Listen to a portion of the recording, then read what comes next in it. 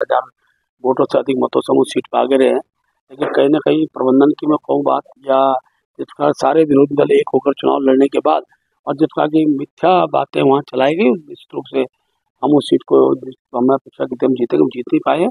हम उसकी समीक्षा करेंगे और भविष्य के अंदर वो सीट क्योंकि भाजपा की सीट वो रही है। अभी कुछ दिन पहले 8,000 मतों से हम लोग जीते हैं।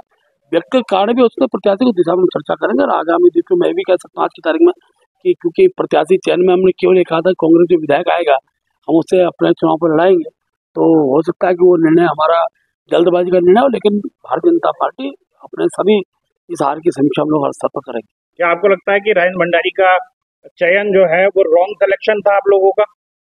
इससे जो निर्णय कभी भी रॉन्ग नहीं होता है, हमने कहीं ना कहीं चूक रही होगी, हम उस दिशा में एक समीक्षा करेंगे और भविष्य के अंदर इस प्रकार को कैसे हम ठीक कर सकते हैं उसका हमारा एक प्रयास रहेगा। ये ठीक है कि क्योंकि मैं भी चुनाव हारा था, सीट कांग्रेस की थी, कांग्रेस अपनी सीट को संभालने में कामयाब रही है। मैं कांग्रेस के प्रत्याशी को जीत की बधाई देता हूँ। 24 साल में लगातार आप मंगलौर फिर हार गए और इसमें इस बात से खुश होने की जरूरत नहीं है कि आप दूसरे नंबर पे आए। तो क्या आप इस मानते हैं कि इतना पैसा फूकने के बावजूद भी वो भंडारा वहां नहीं जीत पाया? पहली बात तो देखिए, मंगलौर का चुनाव वो हमारे लिए भी अप्रत्याशित चुनाव हमेशा रहता है और हमारे सब कार्यकर्ताओं ने मंगलौर में बहुत अच्छी मेहनत की है। जहाँ हमारी जमानत नहीं बचती थी, आज हम लोग नेशनल फाइट पाए हैं।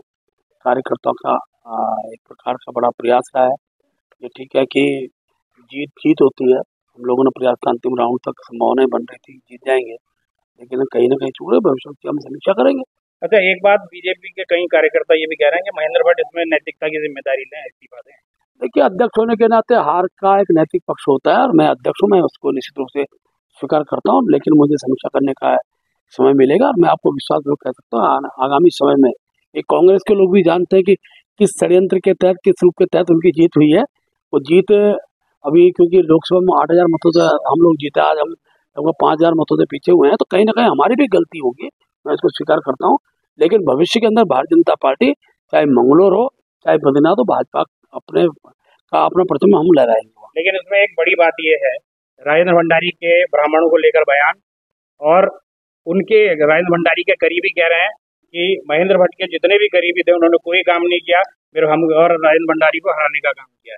देखिए, पहली बात तो राजेंद्र भंडारी की ज्वाइनिंग के बाद से ही बहुत से कार्यकर्ताओं में स्वर्ग रूप, क्योंकि जब बंद होता है तो इस प्रकार की नाराजगी रहती है।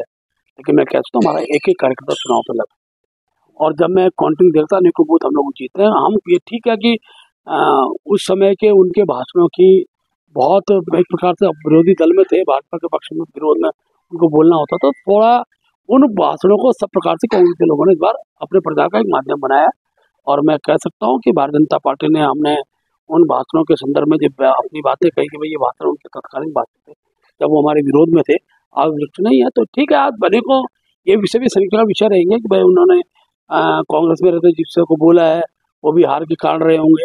ये सब प्रत्याशी भी अपनी समीक्षा करेंगे और दल के साथ हम भी अपनी समीक्षा करेंगे। भाई ये कांग्रेस कह रही है